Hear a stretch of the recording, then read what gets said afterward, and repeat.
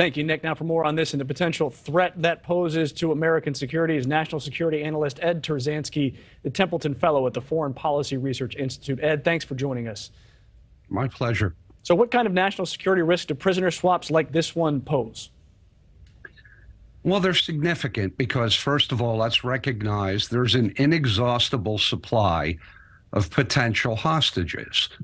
And what we have to keep in mind, as happy as we are for anyone who returns home, when we pay a price as significant as we did with Viktor Bout, the chances are that regimes that don't care about public relations the way democracies do will continue to exert leverage over our nation when it comes to important matters of state, simply by putting their hands on an American and saying, okay, what will you give me in return for my letting the person free?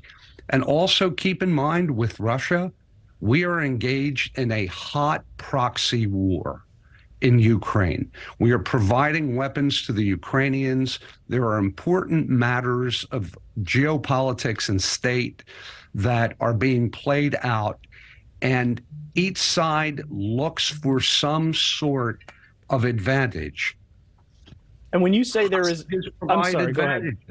The hostages provide advantages because we live with the pressure of public pressure on governments to try to get the release of our citizens. They don't.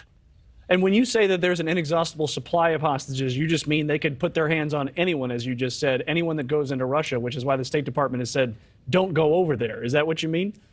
Yes. And Americans have a tendency to think that they can go abroad and that the rules that apply at home will hold in whatever foreign country you're in. Look, if you go to Iran, you go to China, Russia, North Korea, these are regimes that do not play by the same rules.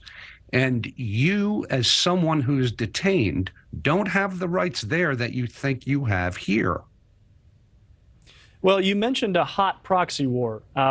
He is an international arms dealer, Viktor Bout. So I wonder, do you think he just gets back in business and eventually helps Russia get more arms to fight the American arms that are being provided to Ukraine? Is it that simple? I think it's that direct. And the Trump administration had an opportunity to do this deal and decided not to, because the risk of Bout getting back into that game was simply too large. So I think your inference is spot on. It's not just possible. I think it's entirely likely that he'll resume that, because Putin is in a very desperate place right now.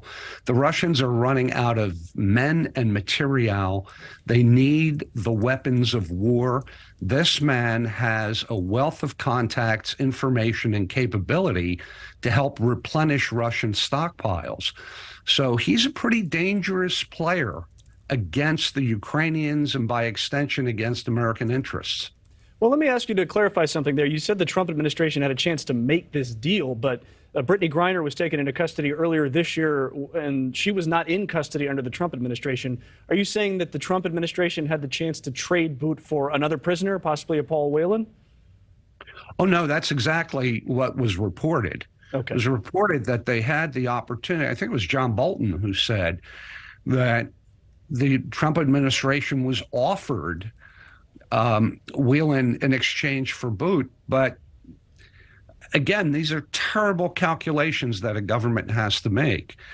Certainly, we want all of our people home, but at the same time, you need to play this thing out 2, 3, 4 steps ahead. It's like multi-dimensional chess. You're trying to figure out, once I do this, what happens next? Then what happens after that? And then the case of Viktor Bout, they said that the long-term cost to national security was too great, and they wouldn't do the deal. All right, that is Ed Turzanski. Thank you very much for joining us this morning. Thanks for having me. Thank you for watching. Go to newsnationnow.com to find News Nation on your television provider. And don't forget to click the red subscribe button below to get more of News Nation's fact-driven, unbiased coverage.